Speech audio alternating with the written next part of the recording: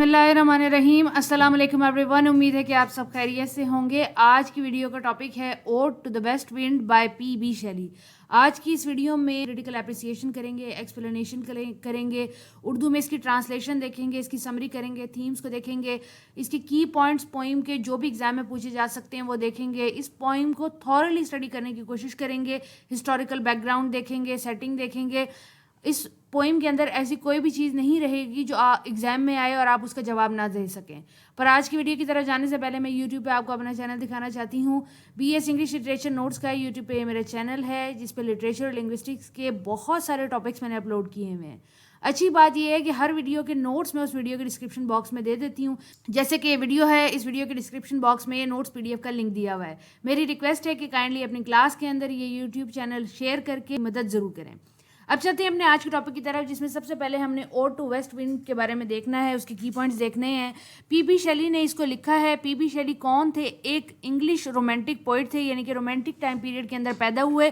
1972 United kingdom के अंदर। उनकी डेथ जो है वो इटली के अंदर हुई 1822 के अंदर। ये रोमांटिक टाइम पीरियड से या इनको रोमांटिक पोइट भी कहा जाता है। इन्होंने ये odd to the west wind जो है 1819 के अंदर ये पोइम लिखी थी। इसी टाइम पीरियड के अंदर इनका एक छोटा बेटा विलियम, उसकी भी डेथ हुई थी। ये पोइम थोड़ी सी सैड है, डिस्ट्रक्टिव है, इसीलिए कुछ लोग ये कहते हैं कि इन्होंने अपने बेटे की मौत पे गमज़दा होकर लिखी थी। लेकिन बहुत सारे लोग ये भी कहते हैं कि इसका कोई पॉलिटिकल सिनेरियो भी है, इंग्लैंड के पॉलिटिकल हालात देखने के बाद लिखी थी। इसको इन्होंने पब्लिश कराया था 1820 के अंदर। जब हम इस पोइम की सेटिंग के बारे में बात करते हैं तो ये वुड्स के अंदर लिखी है। वुड से मुराद ये कि जंगल के करीब फ्लोरेंस के अंदर, इटली के अंदर P.B. शेली बैठे हैं 1819 के अंदर। और वो सारा मंजर जो देख रहे हैं, उसी मंजर को देखते हुए उन्होंने एक ओड लिखी वेस्ट विंड के नाम। ओड एक लंबी पोइम होती है जो किसी भी सब्जेक्ट पे लिखी जाती है। सब्जेक्ट लिविंग भी हो सकता है, नॉन लिविंग भी हो सकता है। जैसे वेस्ट की विंड, यानी कि वेस्ट से चलने वाली हवा जो है, उसके ऊपर तारीफी जो एक पोइम लिखी गई है उसको ओड कहा गया है। ये थोड़े इसके की पॉइंट्स हैं। अब इस पोइम की थोड़ी सी फॉर्म डिस्कस कर लेते हैं, क्योंकि अक्सर एग्जाम में इससे रिलेटेड MCQs आ जाता है। ये ओड टू वेस्ट विंड जो है ये 5 पार्ट हैं इस पोइम के। हर जो पार्ट है उसके अंदर 4 स्टेंजा ऐसे हैं जो 3 लाइनों पे हैं, और एक स्टेंजा ऐसा है जो 2 लाइनों पे है। जब हम मीटर की बात करते हैं तो तमाम पार्ट जो हैं वो IM पेंटामीटर को फॉलो करते हैं। और राइमिंग स्कीम की बात करें तो टेरेसा रीमा की राइमिंग स्कीम फॉलो की गई। राइमिंग स्कीम यहाँ पे लिखी हुई है कि A B C B C D C D E D E E। अभी मैं जब स्टेंजा पढ़ूंगी तो भी आपको दिखाऊंगी। अगर हम थीम की बात करें तो डेथ और रीबर्थ जो है वो इस पोइम की मेजर थीम है। इसके अलावा पोइट्री के साथ रीबर्थ का कनेक्शन भी दिखाया गया है। अब लाइन की क्रिटिकल एप्रिसिएशन की तरफ, उर्दू ट्रांसलेशन की तरफ चलते हैं। ये जो फर्स्ट पार्ट है, देखें ये फर्स्ट यहाँ लिखा हुआ है।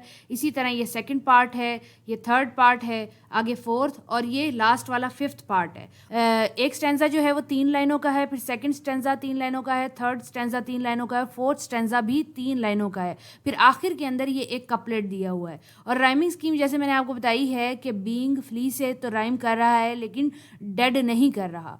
इसी तरह रेड जो है वो बेड से तो राइम कर रहा है, 2 से नहीं कर रहा, तो ए और बीच में ये बी। इसी तरह जो डेड है वो रेड से राइम कर रहा है, तो बेड और ये रेड और बेड जो है ये बी और ये बीच में सी।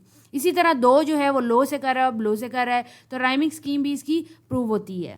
IM पेंटामीटर से मुराद ये है कि इसके अंदर 5 अनस्ट्रेस सेलेबल होंगे और उसके बाद 5 स्ट्रेस सेलेबल होंगे। ये क्रिटिकल एनालिसिस था इस पोइम का। अब लाइंस की तरफ चलते हैं। अब चलते हैं लाइंस की क्रिटिकल एप्रिसिएशन की तरफ। पहली लाइन जो मौजूद है वो ये कि ओ वाइल्ड वेस्ट विंड दो ब्रीथ ऑफ ऑटम्स बीइंग। शायर या स्पीकर जो यहाँ पे मौजूद है वो वेस्ट विंड की तारीफ करते हुए कहता है कि तुम बहुत ज़्यादा वाइल्ड हो। वाइल्ड से मुराद ये कि तुम जंगली हो। ओ से यहाँ पे मतलब है कि वो उसको मुखातिब कर रहा है, वेस्ट विंड को कह रहा है कि ओ वेस्ट विंड तुम बहुत वाइल्ड हो, लेकिन फिर भी तुम क्या हो? सांस हो ऑटम का। ऑटम क्या होता है? खिज़ा। खिज़ा के मौसम की जान हो तुम। दो from whose unseen presence the leaves dead are driven like ghosts from an enchanter fleeing। वो कहता है कि बेशक तुम नज़र नहीं आती, तुम्हारी जो प्रेजेंस है वो नज़र नहीं आ रही, لیکن یہ جو مرے ہوئے پتے زمین کے پہ پڑے ہوئے ہیں یہ ایک جگہ سے دوسری جگہ جا رہے ہیں ایسے جیسے ان کو کوئی بھوت ہلا رہا ہو. یہ ایسے بھاگ رہے ہیں جیسے یہ بھوت سے بھاگ رہے ہوں. یعنی کہ خزاں کے موسم کا ذکر کیا گیا ہے کہ اس میں جب ہوا چلتی ہے تو جو زمین پہ گرے ہوئے پتے ہوتے ہیں وہ ایک جگہ سے دوسری جگہ ہل رہے ہوتے ہیں اور ان کو کوئی چیز ہلا رہی ہے ایسا نظر نہیں آ رہا ہوتا. تو وہ کیا ہلا رہا ہوتا ہے؟ ان کو ویسٹ ونڈ ہلا رہی ہوتی ہے. تو ویسٹ ونڈ ان پتوں کے لیے کیا ہے؟ گوسٹ ہے. آگے فردر اسپیکر جو ہے وہ لیوز کے بارے میں بتاتا ہے کہ وہ یلو ہیں، بلیک ہیں، پیل ہیں اور ہیکٹک ریڈ ہیں. Pastel and stricken magnitudes O thou whose their dark wintry bed. اب یہاں پہ وہ کہتے ہیں کہ جو یہ پتے ہیں یہ ایسے ہی لگ رہے ہیں جیسے کہ بہت سارے مریض اکٹھے ہوئے ہوں یا پھر یوں کہہ رہے ہیں کہ ایسے جو کہ تھکے ہارے ماندے موجود ہوں. اور وہ آگے کہتا ہے کہ تم جو ہو وہ ایک کیریئر ہو، تم ایک چارٹ ہو. چارٹ کیا ہوتا ہے؟ ایک بگی کو کہتے ہیں جو گھوڑا جس پہ آگے گھوڑا لگا ہوتا ہے اور پیچھے سامان لادا جاتا ہے. تو وہ کہتا ہے کہ تم ڈارک ونٹر کے لیے یعنی کہ آنے والے ونٹر کے لیے تم ایک ایسے ہو جیسے شارلٹ ہو، سامان اس کے لیے لے کے آ رہے ہو. اور تم جو سامان لے کے آ رہے ہو ان چیزوں کے لیے ونٹر جو ہے وہ ڈیڈ بیڈ کی طرح ہے. آگے وہ کہتے ہیں winged seeds where they like cold and low. وہ کہتے ہیں کہ جو ونٹر ہے اس میں جو پودے اگنے ہوتے ہیں ان کے سیڈز جو ہیں وہ اس وقت تم زمین بوز کر دیتے ہو یعنی کہ زمین میں دفن کر دیتے ہو اور وہ زمین کے اندر پڑے رہتے ہیں جب تک کہ وہ یعنی کہ کون سی زمین میں پڑے رہتے ہیں؟ ایک کولڈ اور لو زمین میں پڑے رہتے ہیں. اور کس کی طرح پڑے رہتے ہیں؟ کارپس کی طرح، ایک مردے کی طرح پڑے رہتے ہیں جیسے ایک مردہ گریو میں پڑا رہتا ہے جب تک کہ بہار کا موسم نہیں آ جاتا. اور نیکسٹ لائنوں میں وہ کہتا ہے کہ اگر آسمان سے دیکھو تو یہ جو برڈز نکل رہی ہوتی ہیں ان سیڈز کی جو کہ تم نے ابھی خزاں کے سیزن میں جو سیڈز تم نے دبائے ہیں تاکہ ونٹر میں ان کے اندر سے کوئی نہ کوئی فروٹ نکل سکے، تو یہ اگر آسمان سے ہم دیکھتے ہیں، آسمان سے یا اونچی پہاڑی چوٹی سے دیکھتے ہیں تو یہ زمین پہ ایسا لگتا ہے کہ جیسے بھیڑیں کھڑی ہوں، ایسی بھیڑیں جو کہ چارہ چر رہی ہوں، وہ آسمان سے ہلتی ہوئی نظر آتی ہیں. تو میں اکثر یہ تصور کرتا ہوں کہ یہ جو ویسٹ ونڈ ہے وہ ڈسٹرائر ہے یا پریزرور ہے. وہ چیزوں کو تباہ و برباد کرنے کے لیے آتی ہے ویسٹ ونڈ یا پھر ان کو پریزرو کرنے کے لیے آتی ہے. ہیئر او ہیئر. آگے وہ کہتے ہیں سنو میری بات سنو. کس کو سننے کا کہہ رہے ہیں؟ ویسٹ ونڈ کو سننے کا کہہ رہے ہیں. اب نیکسٹ اسٹینزا سٹارٹ ہوتا ہے. اس کے اندر جو پوئٹ ہے وہ ویسٹ ونڈ کو کمپیئر کرتا ہے لینڈ کے. اب نیکسٹ اسٹینزا سٹارٹ ہوتا ہے جس کے اندر وہ کہتا ہے کہ جو ویسٹ ونڈ ہے یہ زمین کے اوپر پتے بکھرا دیتی ہے اسی طرح جس طرح آسمان کے اندر یہ کلاؤڈز کو بکھرا دیتی ہے. اور کلاؤڈز آسمان میں ایسے ہی بکھرے ہوئے لگتے ہیں جیسے زمین پہ پتے بکھرے ہوئے لگتے ہیں. اور کون سے پتے بکھرے ہوئے لگتے ہیں؟ وہ جو درخت سے گر گئے ہوتے ہیں، شیڈ ہو گئے ہوتے ہیں. تو وہ یہ کہتا ہے کہ اگر کلاؤڈز آسمان پہ بکھرے پتوں کی طرح لگتا ہے تو کس چیز کے پتے ہیں؟ مطلب کلاؤڈز کس درخت سے گرا ہے؟ تو وہ کہتا ہے ہیونز اور اوشن سے گرا ہے. اوشن جو ہے وہ کلاؤڈز بناتے ہیں اوبیسلی پانی ایویپریٹ کر کے، اور ہیون سے مراد یہ ہے کہ ہیون کے جو بڑے بڑے درخت ہیں ان پہ جو ان کے جو پتے ہیں وہ وائٹ کلر کے کلاؤڈز جیسے ہیں. تو پوئٹ کہہ رہا ہے کہ جس طرح یہ جو ویسٹ ونڈ ہے یہ زمین کے اوپر چیزیں ایک جگہ سے دوسری جگہ اڑا کے پھینکتی ہے، اسی طرح جب آپ خزاں کے سیزن میں آسمان کی طرف دیکھتے ہیں تو آسمان بھی جو ہے وہ بھی ایسے بکھرے ہوئے پتوں کی طرح لگتا ہے. اور پھر وہ بتاتے ہیں کہ پتے کس طریقے سے.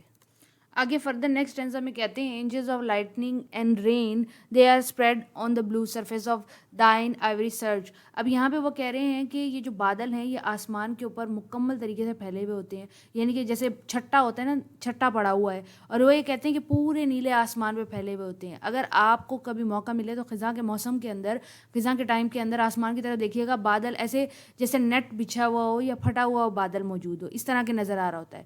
تو وہ کہتے ہیں یہ بہت بڑا نیلا آسمان ہے، اس کے اوپر یہ ایسے ہی پھیلے ہوئے ہیں. کس طرح پھیلے ہوئے ہیں؟ Bright hair. برائٹ ہیئر کس کے؟ میننڈ کے. میننڈ کون ہے؟ ایک گریک گاڈ ڈائناسٹس کے فالوورز کو میننڈ کہتے ہیں. وہ گریک گاڈ جو ہے وہ وائن، پلیئر اینڈ ڈانس کا گاڈ ہے، اور اس پہ لوگ جو اس کو چڑھاوا چلاتے ہیں یا اس کی پریئر جو کرتے ہیں وہ ڈانس کر کے کرتے ہیں. تو یعنی کہ جو اس گریک گاڈ کے فالوور میننڈ ہیں، یہ لوگ جب ڈانس کرتے ہیں تو ان کے بال جیسے بکھرے ہوئے ہوتے ہیں. اسی طرح آسمان کے اوپر، بھرے آسمان کے اوپر، بڑے نیلے آسمان کے اوپر ہلکا ہلکا بادل بکھرا ہوا ہوتا ہے. جیسے بادل پورا بکھرا ہوا ہوتا ہے، کلاؤڈز بکھرے ہوئے ہوتے ہیں، اسی طرح بکھرے ہوئے ہوتے ہیں جیسے جب ڈانسر ڈانس کرتا ہے تو اس کے بال بکھرے ہوئے ہوتے ہیں. اور نیکسٹ لائن کے اندر پوئٹ یہ کہتا ہے کہ آسمان جو ہے اس پہ بادل ایسے بکھرے ہوئے ہیں جیسے کہ اسٹورم آنے والا ہے.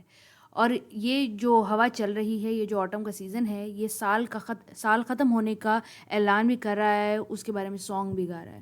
پھر وہ کہتا ہے کہ جیسے جیسے رات ہوتی جا رہی ہے، یہ جو آسمان ہے یہ قبر کے مانند لگتا جا رہا ہے. جیسے قبر ڈارک اندھیری اور گنبد نما ہوتی ہے، اسی طرح یہ آسمان مجھے ڈارک اندھیرا اور گنبد نما لگ رہا ہے، اور آسمان کے اوپر بادل ایسے لگ رہے ہیں جیسے قبرستان کے دروازے لگتے ہیں۔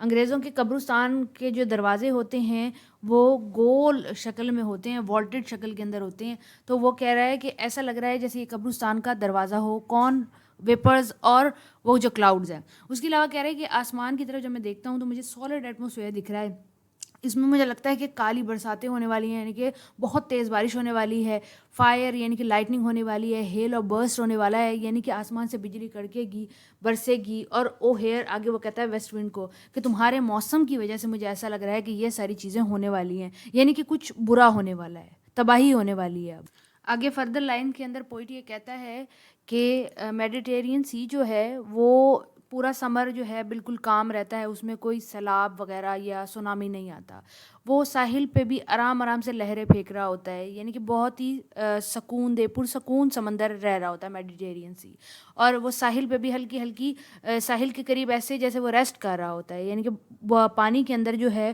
وہ اونچی اونچی لہریں نہیں اٹھتی، سمندر پرسکون ہوتا ہے، سمندر کے اندر کوئی طوفان نہیں آ رہا ہوتا، لیکن جیسے ہی تم آتی ہو تم سمندر کے اندر طوفان لے آتی ہو، اس کی لہروں کو بڑھاوا دے دیتی ہو، اتنی بڑھاوا دے دیتی ہو کہ وہ ساحل پہ جو پتھر ہیں ان سے جا کے ٹکراتی ہیں۔ اس کے علاوہ وہ یہ کہتا ہے کہ ساحل کے قریب جو پیلسز ہیں، ٹاورز ہیں، ان پہ اب کوئی لوگ نہیں رہتا، وہ اس وجہ سے نہیں رہتے کیونکہ جب آٹم کی یہ جو ہوا آتی ہے ویسٹ ونڈ کی، تو یہ جب سمندر کو بڑھاوا دیتی ہے، اس کی لہروں کو اونچا اونچا اچھالتی ہے، تو وہ جا کے پیلسز اور ٹاور سے ٹکراتے ہیں، جس کی وجہ سے اس کی جو دیواریں ہیں ان کے اوپر فلاورز اور ان کے اوپر کائی وغیرہ جم گئی ہے، وہ دکھنے میں بہت زیادہ خوبصورت لگتے ہیں، لیکن اب وہاں پہ کوئی رہ نہیں سکتا۔ اور ویسٹ ونڈ کو یہ کہتے ہیں کہ تم ہی ہو جو اٹلانٹک پاور دیتی ہو، یعنی کہ اٹلانٹک کی جو بڑی بڑی لہریں ہیں اونچی جو اٹھتی ہیں ان کو تم ہی پاور دیتی ہو، وہ سمندر پرسکون ہے، اگر تم ان کو یہ ہوائیں ان پہ نہ چلیں اور ان کو بڑھاوا نہ دیں تو، یعنی کہ جتنے بھی سونامی وغیرہ آتے ہیں سمندر کے اندر اور لہریں اونچی اونچی ہوتی ہیں ان کو پاور کون دے رہا ہے؟ ان کو پاور دے رہی ہے ویسٹ۔ آگے پوائنٹ نیکسٹ لائنوں میں کہتا ہے کہ تم جتنی پاور دیتی ہو سمندر کی لہروں کو وہ اونچی اونچی اڑتی ہیں، اور جتنی پاور تم دیتی جاتی ہو وہ اتنی اونچی اڑتی ہیں، اور جب سمندر کے اندر طوفان آ رہا ہوتا ہے اور لہریں اونچی اڑ رہی ہوتی ہیں تو سمندر کے اندر جو آبی حیات موجود ہے، جو پلانٹس موجود ہیں، جو سیڈز وغیرہ موجود ہیں، جو جھاڑیاں وغیرہ موجود ہیں، ان کے کلر فیڈ ہو جاتے ہیں فیئر کی وجہ سے۔ آگے وہ کہتی ہیں سن رہے ہو نا تم، مطلب ویسٹ ونڈ کو کہہ رہے ہیں کہ سن رہے ہو نا تم، میں تم سے بات کر رہا ہوں۔ کہتے ہیں کہ جیسے ہی سمندر کے اندر ہوا چلتی ہے تو طوفان آنے لگتا ہے، طوفان آنے کی وجہ سے لہریں بہت زیادہ اونچی اڑتی ہیں، اونچی اڑنے کی وجہ سے وہ جا کے ساحل سمندر سے ٹکراتی ہیں، جہاں پہ جو آبادیاں ٹاورز وغیرہ بنے ہوئے ہیں ان سے وہ ٹکراتی ہیں، اور ان سے ٹکرانے کی وجہ سے خوف سے وہاں کوئی نہیں رہتا، اور اب وہ جگہیں خالی ہیں۔ خالی ہونے کے ساتھ ساتھ ان کی جو دیواریں ہیں ان پہ کائی اور فلاورز وغیرہ جمع ہو گئے ہیں، موس جمع ہو گئی ہے، جو کہ دکھنے میں بہت زیادہ خوبصورت ہے جب میں ان کے بارے میں سوچتا ہوں۔ پوئٹری کہہ رہے جب میں ان کے بارے میں سوچتا ہوں تو میں بس انہی میں گم ہو جاتا ہوں، لیکن یہ جتنا بھی چارمیٹک ہو، جتنا بھی کرزمیٹک ہو، سٹل یہ ایک ڈینجرس سی چیز ہے، وہ اس وجہ سے کیونکہ جو آبی حیات موجود ہوتی ہے اس ٹائم پہ وہ بہت زیادہ اسکیئرڈ ہو جاتی ہے، ایون کہ جو پلانٹس بھی نیچے موجود ہیں ان کا کلر فیڈ ہو جاتا ہے، سمندر کے اندر جو جھاڑیاں ہوتی ہیں وہ گرے کلر کی ہوتی ہیں، تو یہاں پہ پوئٹ کہہ رہا ہے کہ وہ فیئر کی وجہ سے ہو جاتی ہیں۔ آگے وہ کہتا ہے کہ ویسٹ ونڈ یہ ساری باتیں میں تم سے کر رہا ہوں، تم سن رہی ہو نا۔ آگے کی لائنز میں وہ کہتے ہیں کہ اگر میں بھی ایک مردہ پتے کی طرح ہوتا تو تم نے جس طرح ان مردہ پتوں کو مائٹیسٹ کی طرح اٹھا لیا تم مجھے بھی اٹھا لیتی، تم مجھے سوئفٹ کرتی ایک کلاؤڈ کی طرح اور مجھے اڑا لے جاتی۔ اگر میں ایک کلاؤڈ ہوتا تو جیسے تم کلاؤڈ کو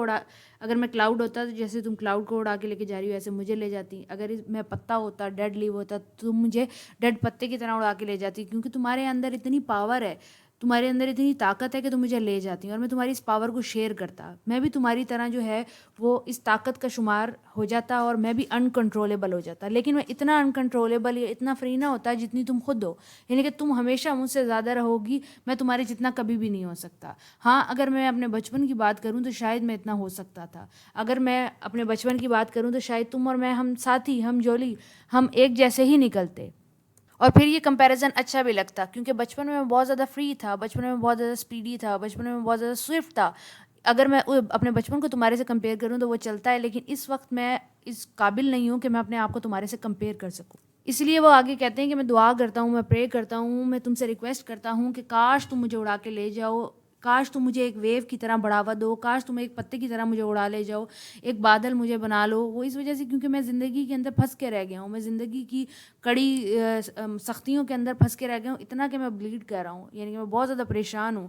کاش تم مجھے اڑا کے لے جا سکتی, کاش تم مجھے اڑا کے لے کے جاتی. یہ جو چین میں نے پہنی ہوئی ہیں زندگی کی, جو زندگی نے میری کمر توڑ رکھی ہے, مجھے اس سے آزادی مل جاتی. جس طرح مجھے میرے بچپن میں میری آزادی تھی, جیسے میں بچپن میں پراؤڈ تھا, سوئفٹ تھا, ٹیم لیس تھا, جیسے بچپن میں انکنٹرولیبل تھا.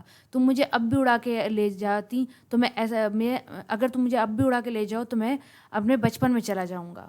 یہ اسٹینزا جو ہے سب سے زیادہ انٹرسٹنگ ہے. پوئٹ کہتا ہے کہ میک می دا لیرک سے مراد یہ مجھے ایک ایسی پوئم بنا دو کہ جو کہ تم خود دو. جو فارسٹ کے اندر جب ہوا چلتی ہے تو ہوا ٹہنیوں سے ٹکراتی ہے, پتوں سے ٹکراتی ہے اور ایک میوزیکل سے افیکٹ بن جاتا ہے. یعنی کہ اگر آپ جنگل میں بیٹھے ہو اور تیز ہوا چل رہی ہو تو آپ کو وہ جو ڈرونی سی آواز سنائی دیتی ہے, پوئٹ اس کو میوزک کہہ رہا ہے اور کہہ رہا ہے کہ مجھے وہ ہارمونیس میوزک جو بجتا ہے وہ بنا دو. پھر وہ آگے کہتا ہے کہ تم بہت ڈیپ ہو اور میں بھی بہت ڈیپ ہوں, ہم دونوں ڈیپ اگر مل جائیں, ہمارے اسپرٹس آپس میں مل جائیں, ہم ایک ہو جائیں تو ہم آٹم کا سانگ لکھ سکتے ہیں. ایسا سانگ جو سیڈنس کے ساتھ ساتھ میٹھا بھی ہوگا. اگر میری روح تمہاری روح سے مل جائے تو کتنا اچھا ہوگا.